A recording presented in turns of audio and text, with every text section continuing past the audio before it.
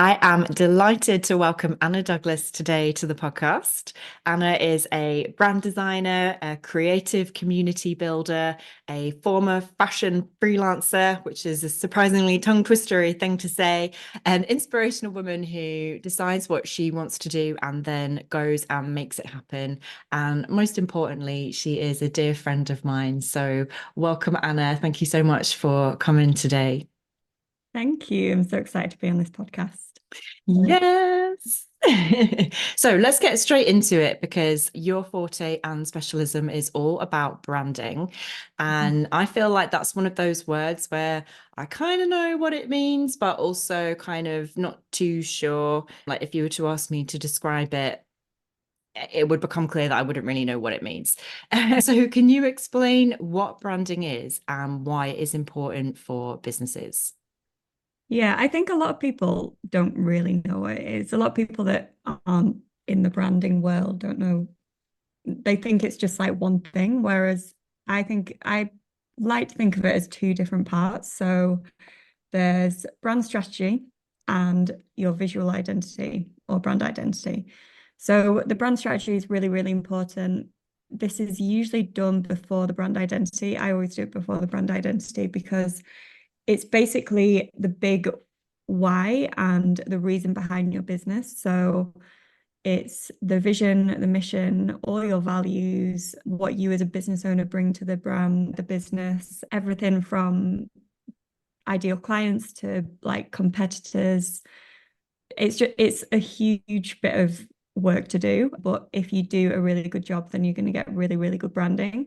So after this comes the visual identity, which is putting all of these words into actual images and logos and yeah, brand patterns, colors, type, everything like that. So every brand identity decision is based off the brand strategy.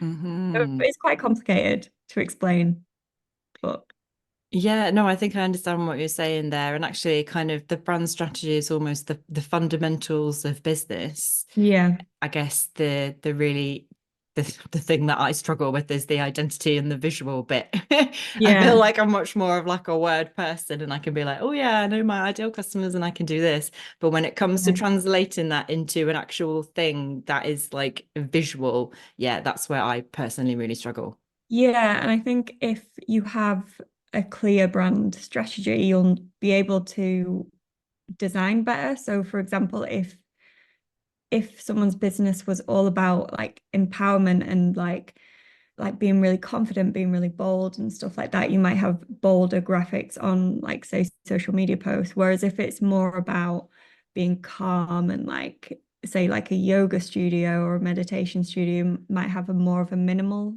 vibe. So it just helps those decisions when you're making them and designing.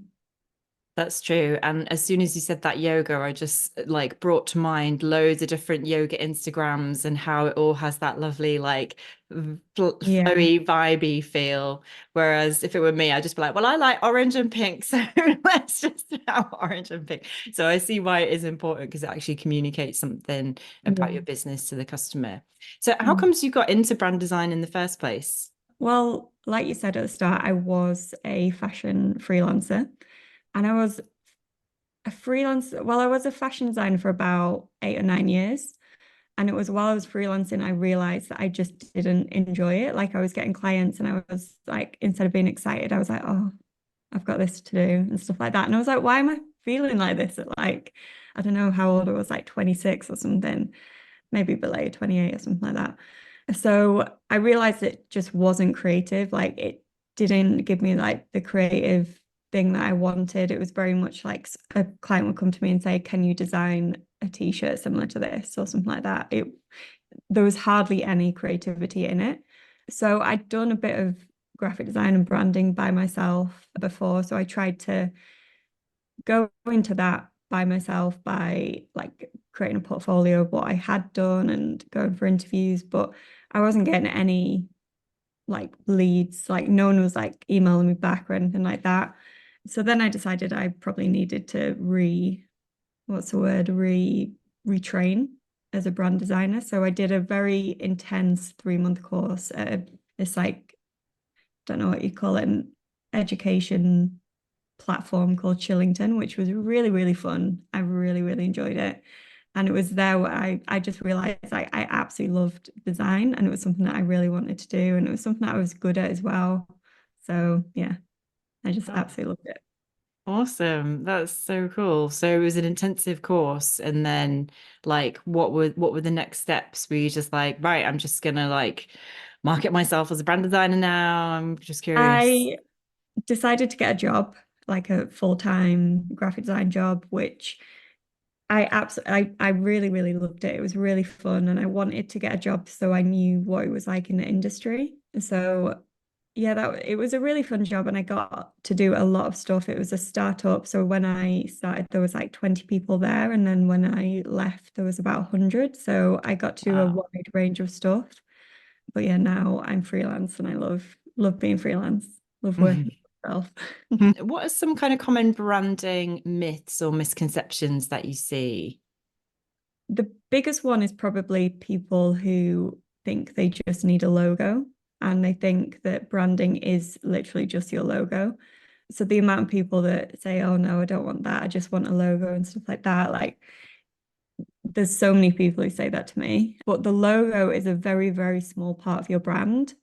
If you have a good logo but don't have a good like message of your brand, and don't have a good like graphics that go with your logo, and like website and brand pattern and everything like that, then your logo isn't going to do anything. It's not going to get you the clients that you want.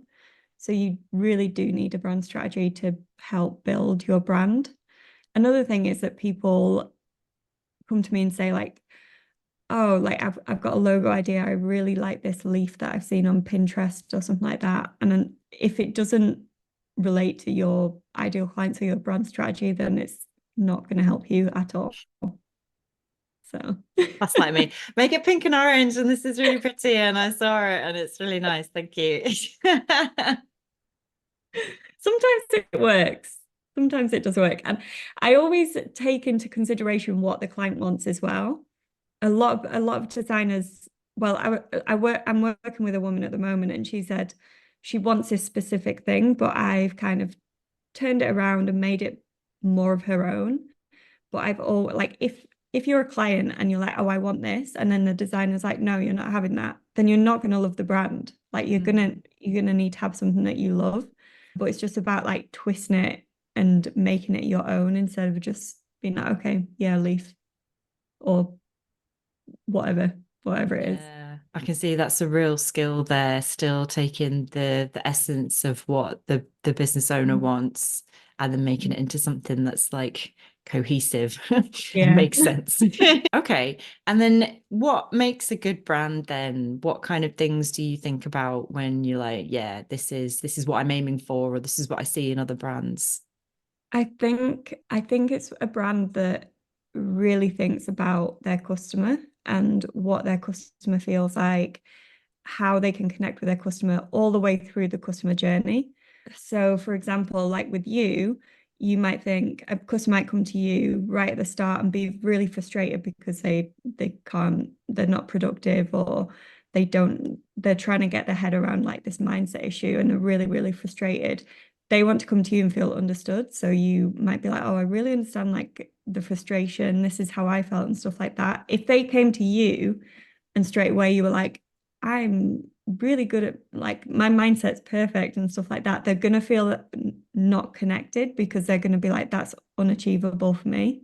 Mm, Whereas if they came to you and you were like, oh, I understand what you feel, blah, blah, blah. And then as they work through the journey, your message will match their emotions. So by the end, you'll be like, yeah, my mindset's like amazing, blah, blah, blah, whatever it is. just say But that again. Your message will match. Just say that again for me. your message would match your customers' emotions. Right. So at the start of your customer's journey, they're going to be very frustrated because their Yeah. mindset is not good. So for example, if they're very like, I don't know, anxious about their business, they're going to be very frustrated. Whereas if you're straight away like, oh, I can't even think, like oh, your mindset needs to be amazing. It needs to be like at this level and stuff. They're going to feel a disconnection. Yeah. Whereas if you're like, look, I understand, I've been there, like this was my experience, but this is like I've turned it around, they're going to feel more of a connection because they're going to be like, well, I've been like Ali's been in that place. And then as they get to like, if they hire you as a coach, you can then like change your message to be like, oh, like you're taking the steps, like well done and stuff like that. Like increase the emotion as the journey increases. I see. So it's like very much more responsive Yeah, almost to the if that client's makes sense. needs. And then at the Okay. end, the mindset will have changed. Then you can be like, yay. Okay, so I feel So, like I went yeah, like deeper in my brain there. You saw me thinking, like trying to understand. basically, a good brand is just a huge understanding of their customer. Interesting. I guess there are some similarities with coaching then, because well, I'm not trying to understand you. I guess I'm helping to try and help you understand your situation. I imagine then there are like similar skills that come with branding. So in addition to all like the design things, I'm guessing you're like a really good listener, able to take what people are saying and really kind of reflect that back with them. But instead of what I would do as a coach in words, you'd reflect it back in visuals. Oh, that's really cool. Exactly. I love it. Okay. That definitely made me think. So, in terms of like, so women kind of based service businesses, are there any challenges that you think they face specifically when it comes to branding? Because I think that's something that you niche into, isn't it? Kind of Yeah. women Mhm. service. So, yeah, what are the challenges around that?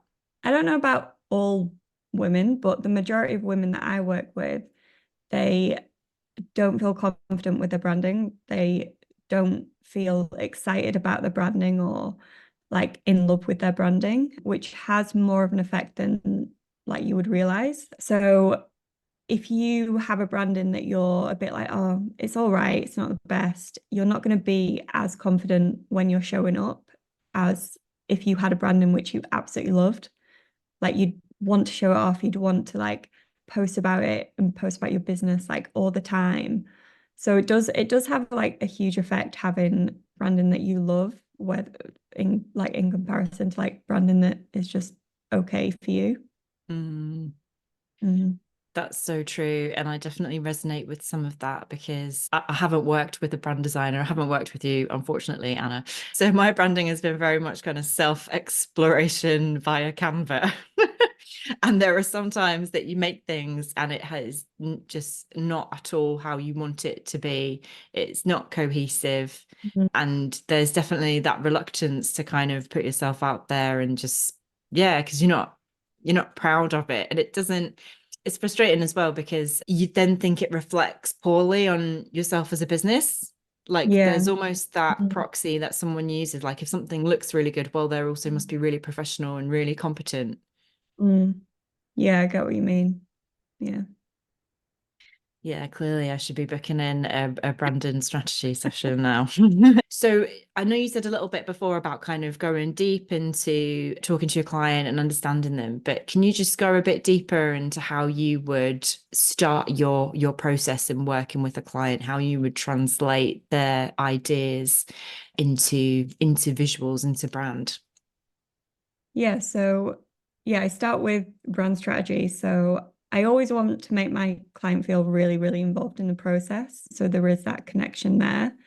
So first of all, I'd send them a questionnaire just to get them to think about what their business is about. There's a few questions in that. And then once they've done that, I would have a call with them and kind of workshop a bit more into that. So I might ask them a few questions that would really unlock more answers about what it is that I need to know about their brand. And towards the like once this has happened, I usually end up feeling like I'm part of their business, which is really, really fun. I love it when that happens. And then after that, I would then go away and figure out their brand strategy and put it all into words that really relate to them and build that connection. So I would look at their ideal clients, their competitors, all the answers that they've given me and build this big like brand strategy presentation, which I'd then present to them. And they would either say like they love it or there'd be some things that they want to change. I always love it when people change stuff because it makes me realize that they really know their brand and that they feel like more connected to it. Whereas if like people are like, oh yeah, I love it, it's fine. I'd be like, yeah, but is it really? Like, is it Mm. really what you want? So after that's completely done, I then use that to design the visual identity. And I love sketching it out first instead of just going straight to the computer, which is really fun. I have like a sketchbook full of like random sketches. And yeah, I start with the logo, go with the typography, the color palette, stuff like that. And once everything's done, I would then again send that over in a presentation, see if they had any comments or changes and stuff. And then eventually it would be finished and everything would be sent over. And I'd send a little like how to use your brand and stuff. So everyone is on the same page. So it's a really like participative back and forward Yeah. process. Yeah.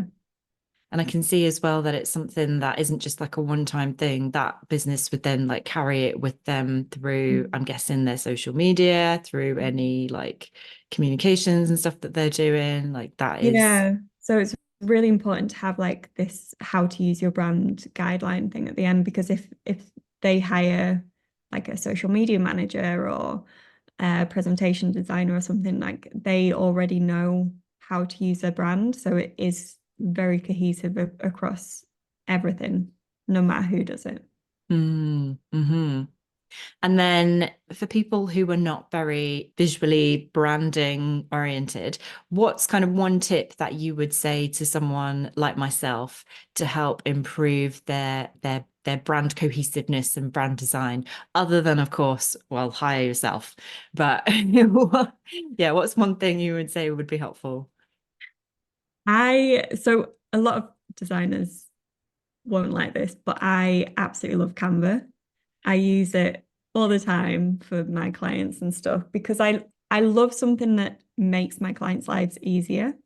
So if I can say like you can actually design this template in Canva, then that's fine. I would say don't use it for logos because there's a lot of issues with like copyright and people might have similar logos and stuff like that.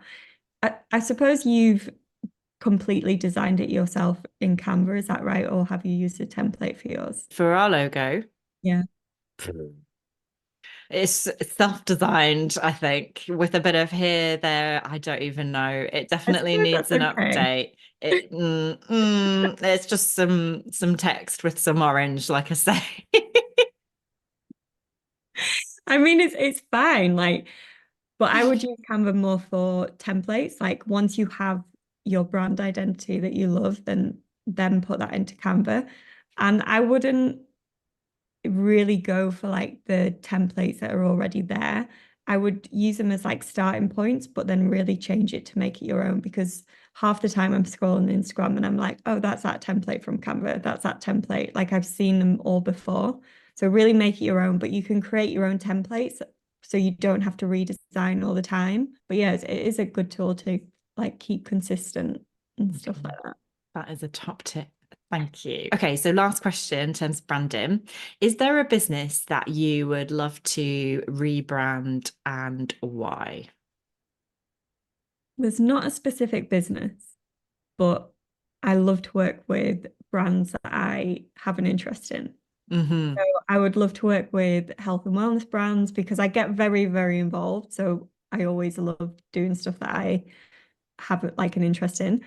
So yeah, health and wellness brands, yoga brands. I would love to work with pet brands. I'd love to rebrand a cafe actually.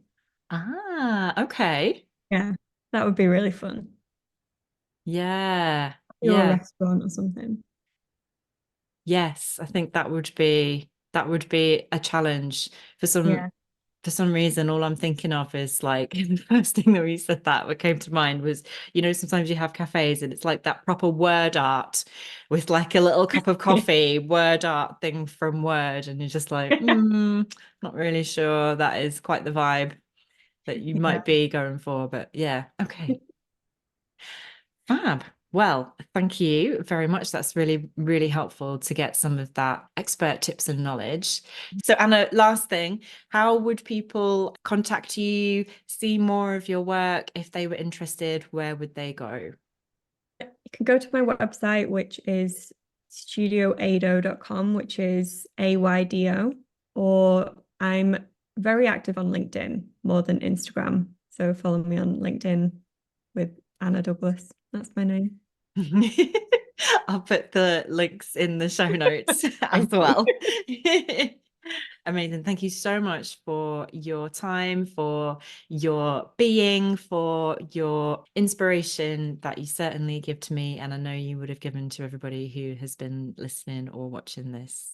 Oh, thank you. This has been so fun.